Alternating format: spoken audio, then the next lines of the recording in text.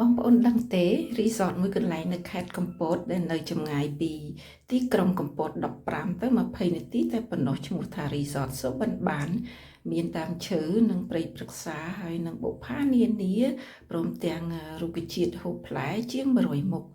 ទីនេះជាទីដែលរស់នៅផ្សារភ្ជាប់នឹងធម្មជាតិបងប្អូនដែលចង់បានទីកន្លែងដ៏ល្អនេះទេសូមកក់តាមលេខទូរស័ព្ទ012 497 2228ឬតាមរយៈ booking.com ប្រញាប់ឡើងណាព្រោះទីកន្លែងមានទីកំណត់ហើយបងប្អូនរស់នៅផ្សារភ្ជាប់នឹងធម្មជាតិថាតើរីករាយជ្រះថ្លាប៉ុណ្ណាបងប្អូននឹងដឹងហើយនៅទីនោះយើងនៅជិតកន្លែងសប្បាយដូចជាជិះខ្សែរ៉កឆ្លងកាត់ទឹកឈូដូចជាអុំទូកលេងដូចជាដើរតាមជើងភ្នំឬក៏អុំទូកលេងនៅក្នុងដំណាក់សុបិនបានយើងមានទីកន្លែងធំទូលាយដែលមានកន្លែងលេងកីឡាហើយសប្បាយរីករាយជាក្រុមដោយមានលក្ខណៈឯកជនភាពថតរូបរូបភាពល្អពី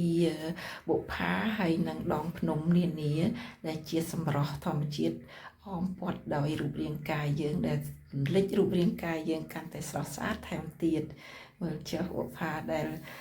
ម្ចាស់បានដាំធ្វើឲ្យមានអារម្មណ៍រីករាយជ្រះថ្លាខ្លាំងណាស់ហើយឲ្យសុខភាពផ្លូវកាយផ្លូវចិត្តរបស់យើងរីកចម្រើនពីមួយថ្ងៃទៅមួយថ្ងៃចាទៅរកឯណាបានព្រៃព្រឹក្សាព័ទ្ធជុំវិញបន្ទប់ដែលបងប្អូនរស់នៅហើយឃើញភ្នំស្អាតដោយគំនូរហើយនៅនឹងចិត្តបង្កើយយើងមិនបាច់ឲ្យវិចិត្រករគូអីយើងទៅស្នាក់នៅទីនោះបានឃើញផ្ទាល់ហើយគូដោយភ្នែករបស់យើងផ្ទាល់ហើយដាក់រូបភាពទាំងនោះនៅក្នុងបេះដូងរបស់យើងដែលជាការចងចាំមិនអាចបំភ្លេចបាននេះមើលភ្នំដែរចាវែងអន្លាយដោយគូឌូខ្លាំងមែនតែននៅនឹងចិត្តបង្កើយនឹងបន្ទប់របស់បងប្អូនដែលស្នាក់នៅចាហើយផ្ទះមានលក្ខណៈបែបសហសម័យបុរាណខ្មែរហើយបន្ទប់នីមួយៗតាមបង្អួចបងប្អូនមើលឃើញជុំវិញព័ទ្ធដោយព្រៃព្រឹក្សានិងភ្នំចាហើយមានកន្លែងញ៉ាំកាហ្វេយ៉ាងស្អាតបន្ទប់ធំទូលាយបន្ទប់ទឹកក៏ធំទូលាយហើយមានកន្លែង Sky Bar 3-4 ជាន់ដែលបងប្អូនអាចញ៉ាំកាហ្វេលេងមើលទេសភាពចាព័ទ្ធជុំវិញខ្លួនយើងសូមរីករាយហើយមើលវីដេអូនេះដល់ចប់បងប្អូននឹងចូលចិត្តទីកន្លែងនេះហើយនឹងកក់ទៅនៅឲ្យបានចិត្តរីករាយជ្រះថ្លាព្យាបាលជំងឺ stress ជំងឺថប់បារម្ភចេញពីទីក្រុងដ៏អ៊ូអរឹកអែទៅរស់នៅជាមួយធម្មជាតិចាស្ដាប់សំឡេងបាក់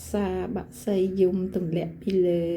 ព្រៃព្រឹក្សាហើយចំណាយពេលជាមួយគ្នាជាក្រុម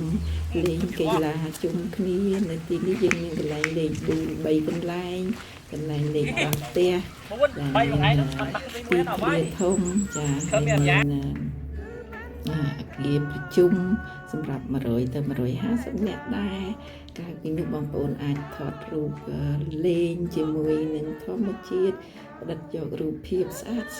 ចំណាយពេលជាមួយក្រុមគ្រួសារប្តីប្រពន្ធឬក៏អ្នកដែលជាទីស្រឡាញ់របស់បងប្អូនរូបភាពនេះក៏បងប្អូនមានអារម្មណ៍លើកទឹកចិត្តដែរចាដើររាប់តែបុប្ផាហើយនឹងផ្កានឹងព្រៃព្រឹក្សាឬក៏ដើមឈើក៏សប្បាយចិត្តដែរចានៅទីនេះយើងចំណាយក្រុមដែលរីករាយសូមអរគុណ